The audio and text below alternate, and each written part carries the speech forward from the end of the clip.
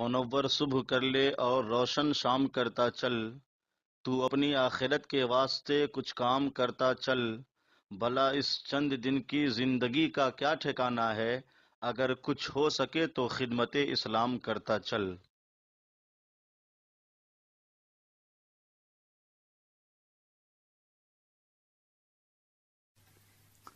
سورۃ الانفال کی آیت نمبر 45 سورہ انفال کا چھٹا رکو، 10ویں پارے کا دوسرا رکو۔ یا ایھا الذین آمنوا اذا لقیتم فئۃ، اے ایمان والوں جب کسی فوج سے تمہارا مقابلہ ہو، فاثبتوا تو ثابت قدم رہو، وَاذْكُرُوا اللَّهَ كَثِيرًا لَعَلَّكُمْ تُفْلِحُونَ، اور اللہ کی یاد بہت کرو کہ تم مراد کو پہنچو۔ اس آیت کریمہ میں مسلمانوں کو یہ حکم دیا گیا کہ جب تمہارا میدان جنگ میں کافروں سے مقابلہ ہو تو تمہیں دو کام کرنے ہیں، ایک تو ثابت قدم رہو اور دوسرا اللہ کا ذکر کثرت سے کرو۔ جب یہ دو کام کرو گے تو تم فلاح پا جاؤ گے، تم کامیاب ہو جاؤ گے۔ وَاذْكُرُوا اللَّهَ كَثِيرًا، اللہ کی یاد بہت کرو۔ اس کے تحت صدر الافاضل مولانا نعیم الدین مراد آبادی علیہ رحمہ لکھتے ہیں، اس سے مدد چاہو۔ اللہ کی یاد بہت کرو یعنی اللہ تعالی سے مدد مانگو اور کفار پر غالب ہونے کی دعائیں کرو۔ اس سے معلوم ہوا کہ انسان کو ہر حال میں لازم ہے کہ وہ اپنے دل اور زبان کو ذکر الہی میں مشغول رکھے اور کسی سختی اور پریشانی میں بھی اس سے غافل نہ ہو۔ وَأَطِیعُوا اللَّهَ وَرَسُولَهُ، اور اللہ اور اس کے رسول کا حکم مانو۔ وَلَا تَنَازَعُوا، اور آپس میں نہ جھگڑو۔ فَتَفْشَلُوا، کہ پھر بزدلی کرو گے۔ وَتَذْهَبَ رِيحُكُمْ، اور تمہاری بندھی ہوئی ہوا جاتی رہے گی۔ وَاصْبِرُوا، اور صبر کرو۔ ان اللہ مع الصابرین، بے شک اللہ صبر والوں کے ساتھ ہے۔ اس آیت کریمہ میں میدان جنگ میں کامیابی کے اصول بیان کیے گئے۔ میدان جنگ ہو یا امن کا وقت ہو، اللہ اور اس کے رسول کی فرمانبرداری کرو گے تو کامیاب ہو جاؤ گے۔ اور فرمایا وَلَا تَنَازَعُوا، آپس میں نہ جھگڑو۔ جب آپس میں تم تنازع کرو گے فَتَفْشَلُوا، تو تم بزدل ہو جاؤ گے۔ انسان جب آپس میں لڑتا ہے تو پھر جھگڑے کی وجہ سے رحمتیں اور برکتیں چلی جاتی ہیں، اس لیے جھگڑا کرنے سے منع کیا گیا۔ اور فرمایا وَتَذْهَبَ رِيحُكُمْ، جب تم آپس میں لڑو گے تو تمہارا روب چلا جائے گا۔ صبر کا حکم دیا گیا اور فرمایا بے شک اللہ صبر کرنے والوں کے ساتھ ہے۔ اس آیت سے معلوم ہوا کہ آپس میں لڑنا یہ کمزوری اور بے وقاری کا سبب ہے، یعنی جب مسلمان آپس میں لڑتے ہیں تو کمزور ہو جاتے ہیں اور ان کا وقار چلا جاتا ہے۔ یہ بھی معلوم ہوا کہ باہمی تنازع سے محفوظ رہنے کی تدبیر اللہ اور اس کے رسول کی فرمانبرداری اور دین کا اتباع ہے۔ یعنی یہ معلوم ہوا کہ آپس میں لڑائی جھگڑوں سے محفوظ رہنے کا طریقہ یہ ہے کہ اللہ اور اس کے رسول کی فرمانبرداری کی جائے اور دین اسلام کی پیروی کی جائے۔ اللہ تعالی ہمیں اس پر عمل کی توفیق عطا فرمائے تاکہ ہمارا کھویا ہوا وقار پھر ہمیں نصیب ہو۔ وَلَا تَكُونُوا كَالَّذِينَ خَرَجُوا مِن دِيَارِهِمْ بَطَرًا، اور ان جیسے نہ ہونا جو اپنے گھر سے نکلے اتراتے، وَرِئَاءَ النَّاسِ، اور لوگوں کو دکھانے کے لیے، وَيَصُدُّونَ عَن سَبِيلِ اللَّهِ اور اللہ کی راہ سے روکتے ہوئے، وَاللَّهُ بِمَا يَعْمَلُونَ مُحِيطٌ اور ان کے سب کام اللہ کے قابو میں ہیں۔ یعنی اے مسلمانوں، تم کبھی بھی میدان جنگ میں جب نکلو تو غرور مت کرنا، اور تمہارا نکلنے کا مقصد اللہ کی رضا ہو، لوگوں کو دکھانا مقصد نہ ہو۔ یہ آیت کفار قریش کے لیے نازل ہوئی جو بدر میں بہت اتراتے، غرور کرتے، تکبر کرتے ہوئے آئے تھے۔ سید عالم صلی اللہ علیہ وآلہ وسلم نے دعا کی، یا رب یہ قریش آ گئے تکبر و غرور میں سرشار اور جنگ کے لیے تیار، تیرے رسول کو جھٹلاتے ہیں، یا رب اب وہ مدد عنایت ہو جس کا تو نے وعدہ کیا تھا۔ حضرت عبداللہ بن عباس رضی اللہ تعالی عنہما نے فرمایا کہ جب ابو سفیان نے دیکھا کہ قافلے کو کوئی خطرہ نہیں رہا تو انہوں نے قریش کے پاس پیغام بھیجا کہ تم قافلے کی مدد کے لیے آئے تھے، اب اس قافلے کے لیے کوئی خطرہ نہیں ہے، لہذا واپس جاؤ۔ اس پر ابو جہل نے کہا، خدا کی قسم ہم واپس نہ ہوں گے یہاں تک کہ ہم بدر میں اتریں گے، 3 دن وہاں ٹھہریں گے، اونٹ ذبح کریں گے، بہت سے کھانے پکائیں گے، شرابیں پیئیں گے، کنیزوں کا گانا بجانا سنیں گے، عرب میں ہماری شہرت ہوگی، ہماری ہیبت، ہمارا رعب ہمیشہ باقی رہے گا۔ یہ کہہ کر ابو جہل نے غرور کیا اور بڑے غرور کے ساتھ میدان بدر میں اترا، لیکن اللہ کو کچھ اور ہی منظور تھا۔ جب وہ بدر میں پہنچے تو شراب کے جام کی جگہ انہیں موت کا ساغر پینا پڑا، کنیزوں کے ساز کی جگہ رونے والیاں انہیں روئیں۔ اللہ تعالیٰ مومنین کو حکم فرماتا ہے کہ اس واقعے سے عبرت حاصل کریں اور سمجھ لیں کہ فخر، غرور، تکبر، ریاکاری کا انجام خراب ہے۔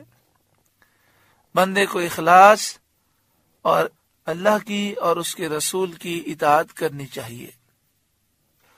وَإِذْ زَيَّنَ لَهُمُ الشَّيْطَانُ أَعْمَالَهُمْ اور جب شیطان نے ان کی نگاہ میں ان کے کام بھلے کر دکھائے، وَقَالَ لَا غَالِبَ لَكُمُ الْيَوْمَ مِنَ النَّاسِ اور شیطان بولا آج تم پر کوئی شخص غالب آنے والا نہیں، وَإِنِّي جَارٌ لَكُمْ اور تم میری پناہ میں ہو۔ فَلَمَّا تَرَاءَتِ الْفِئَتَانِ تو جب دونوں لشکر آمنے سامنے ہوئے، نَكَصَ عَلَىٰ عَقِبَيْهِ الٹے پاؤں بھاگا، وَقَالَ إِنِّي بَرِيءٌ مِّنكُمْ إِنِّي أَرَىٰ مَا لَا تَرَوْنَ إِنِّي أَخَافُ اللَّهَ اور بولا میں تم سے الگ ہوں، میں وہ دیکھتا ہوں جو تمہیں نظر نہیں آتا، میں اللہ سے ڈرتا ہوں۔ وَاللَّهُ شَدِيدُ الْعِقَابِ اور اللہ کا عذاب سخت ہے۔ یہاں پہ فرمایا گیا کہ وَإِذْ زَيَّنَ لَهُمُ الشَّيْطَانُ أَعْمَالَهُمْ اور یاد کرو جب شیطان نے کافروں کی نگاہ میں ان کے کام اچھے کر دکھائے۔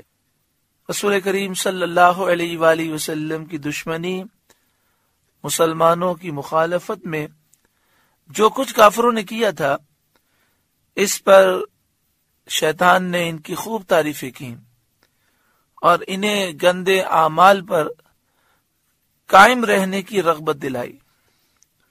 جب قریش نے بدر میں جانے کا اتفاق کر لیا، انہوں نے فیصلہ کیا کہ وہ بدر کے میدان میں جائیں گے اور مسلمانوں سے مقابلہ کریں گے، تو انہیں یاد آیا کہ ان کے اور قبیلہ بنی بکر کے درمیان دشمنی ہے، اور یہ بات ممکن تھی کہ وہ یہ خیال کر کے واپسی کا ارادہ کرتے۔ انہوں نے سوچا کہ قبیلہ بنی بکر بیچ میں پڑتا ہے، اگر اس نے حملہ کر دیا تو ایک طرف مسلمان ہوں گے، دوسری طرف قبیلہ بنی بکر، تو ہم تو مارے جائیں گے۔ تو ممکن تھا کہ وہ یہ خیال کر کے مقابلے کے لیے نہ جاتے، یہ شیطان کو منظور نہ تھا، اس لیے اس نے یہ فریب کیا کہ وہ سراقہ بن مالک جو بنی کنانہ کا سردار تھا اس کی شکل میں آیا اور ایک لشکر اور ایک جھنڈا ساتھ لے کر مشرکین سے آ کر ملا اور ان سے کہنے لگا کہ میں تمہارا ذمہ دار ہوں، آج تم پر کوئی غالب آنے والا نہیں۔ وقال لا غالب لكم اليوم من الناس، اور بولا آج تم پر کوئی شخص غالب آنے والا نہیں۔ وَإِنِّي جَارٌ لَكُمْ، اور تم میری پناہ میں ہو۔ جب مسلمانوں اور کافروں کے دونوں لشکر صف آرا ہوئے اور رسول کریم صلی اللہ علیہ وآلہ وسلم نے ایک مٹھی مٹی مشرکین کے منہ پر ماری اور وہ پیٹھ پھیر کر بھاگے، اور حضرت جبریل علیہ السلام ابلیس لعین کی طرف بڑھے جو سراقہ کی شکل میں تھا اور حارث بن حشام کا ہاتھ پکڑے ہوئے تھا، وہ ہاتھ چھڑا کر اپنے گروہ کے ساتھ بھاگا۔ حارث پکارنے لگا، سراقہ سراقہ، تم تو ہمارے ضامن ہوئے تھے، کہاں جاتے ہو؟ فلما تراءت الفئتان نكص على عقبيه، تو جب دونوں لشکر آمنے سامنے ہوئے الٹے پاؤں بھاگا۔ حارث نے کہا کہاں جاتے ہو؟ تم نے تو ذمہ داری لی تھی۔ کہنے لگا وقال، اور بولا انی بریء منکم، میں تم سے الگ ہوں، بری ہوں، بیزار ہوں۔ انی ارا ما لا ترون انی اخاف اللہ، میں وہ دیکھتا ہوں جو تمہیں نظر نہیں آتا، میں اللہ سے ڈرتا ہوں۔ کہنے لگا مجھے وہ نظر آتا ہے جو تمہیں نظر نہیں آتا۔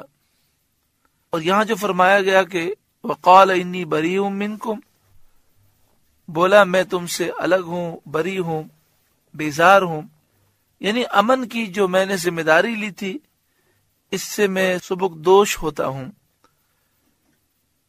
اس پر حارث بن حشام نے کہا ارے نادان، ہم تیرے بھروسے پر آئے تھے، تو اس حالت میں ہمیں ذلیل و رسوا کرے گا۔ کہنے لگا انی ارا ما لا ترون، میں وہ دیکھتا ہوں جو تمہیں نظر نہیں آتا، یعنی میں فرشتوں کے لشکر دیکھ رہا ہوں۔ انی اخاف اللہ، میں اللہ سے ڈرتا ہوں کہ کہیں وہ مجھے ہلاک نہ کر دے۔ جب کفار کو شکست ہوئی اور وہ شکست کھا کر مکہ مکرمہ پہنچے تو انہوں نے مشہور یہ کر دیا کہ ہماری شکست کا ذمہ دار سراقہ ہوا، ہماری شکست سراقہ کی وجہ سے ہوئی۔ سراقہ کو یہ خبر پہنچی تو اسے بڑی حیرت ہوئی۔ اس نے کہا یہ لوگ کیا کہتے ہیں، نہ مجھے ان کے آنے کی خبر نہ جانے کی، شکست ہو گئی جب میں نے سنا ہے، تو شکست کے بعد مجھے پتا چلا کہ یہ گئے تھے، وہ شکست کھا گئے۔ تو قریش نے کہا کہ تو فلاں فلاں دن ہمارے پاس آیا تھا، اس سے قسم کھائی کہ یہ غلط ہے۔ تب انہیں معلوم ہوا کہ وہ شیطان تھا۔ واللہ شدید العقاب، اور اللہ کا عذاب سخت ہے۔ سورہ انفال کا 6واں رکوع مکمل ہوا۔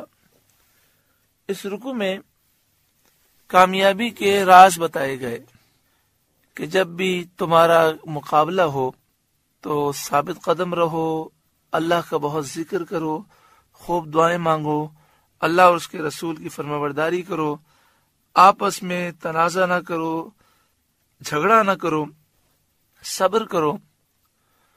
اگر تم جھگڑا کرو گے تو تمہارا روب چلا جائے گا، تم بزدل ہو جاؤ گے، اور تمہارا دشمن کے مقابلے میں نکلنا عاجزی انکساری کے ساتھ ہو، اپنے مال و اسباب، اپنی تعداد پر غرور مت کرنا، ریاکاری دکھلاوا مقصد نہ ہو بلکہ اللہ کی رضا مقصد ہو۔ اور یہ بھی اس رکوع میں بیان ہوا کہ شیطان کس طرح آیا، اور وہ سراقہ کے بھیس میں آیا اور کس طرح اس نے کفار مکہ کو بیوقوف بنایا۔ تو کبھی کبھی ایسا ہوتا ہے کہ شیطان انسانی شکلوں میں آتا ہے اور آ کر بہت سے معاملات کو غلط کر دیتا ہے۔ بندے کو چاہیے کہ وہ اللہ تعالی کی فرمانبرداری کرے اور نفس و شیطان کے وار سے بچنے کے لیے اللہ تعالی کی بارگاہ میں خوب دعائیں کرے۔ اللہ تعالی عمل کی توفیق عطا فرمائے۔